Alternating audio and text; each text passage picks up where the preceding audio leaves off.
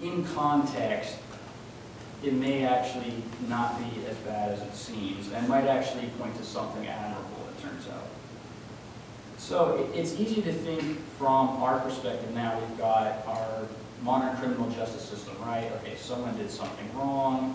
Okay, now they're tried by a jury of their peers. We see this sort of thing. Okay, but in Arthur's society, in sort of the Camelot mode, knights are basically policemen. They enforce the peace. And they're not just responsible for enforcing justice. In some sense, they create it. So there's this idea that God speeds the right.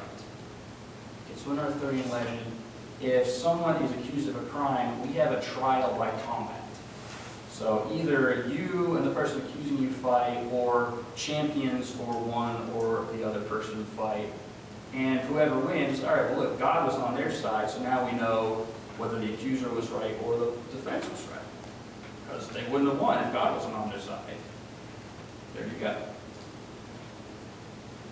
Okay, so what this means is, when a knight does something wrong, he's not just doing something blameworthy himself.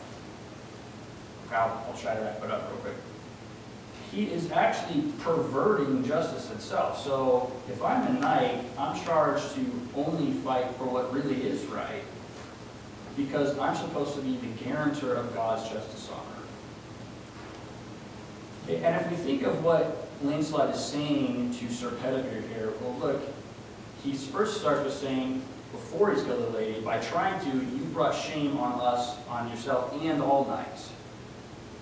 Okay, obviously, Bedivere didn't care that it was wrong to try to kill his wife, because he was trying to do it.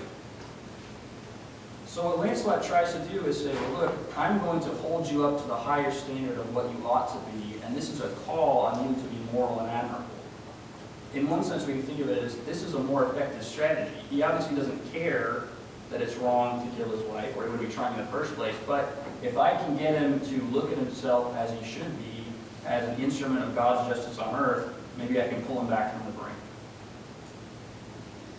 Okay, so when we start to see this sort of thing of honor, where it's not just to care about how you're perceived, but valuing how others perceive you because you are trying to hold yourself up as a model of human excellence, then I think we start to get beyond this criticism that, well, honor, you just care about, you don't care about what you really are, you just care what people think you are. If instead you care that people rightly see you as excellent, admirable, as embodying what a human being could and ought to be, then we actually see the moral value of reputation, and that it's a connection between this sort of pride and appearance with personal integrity.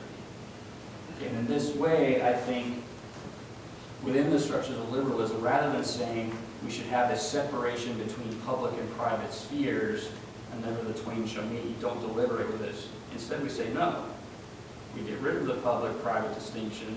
What we do is have a marketplace of honor, where there's a competition between modes of admirability.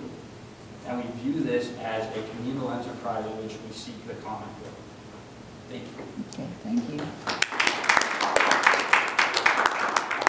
Why don't we take 5 minutes for questions, and then we can do a little bit of a break.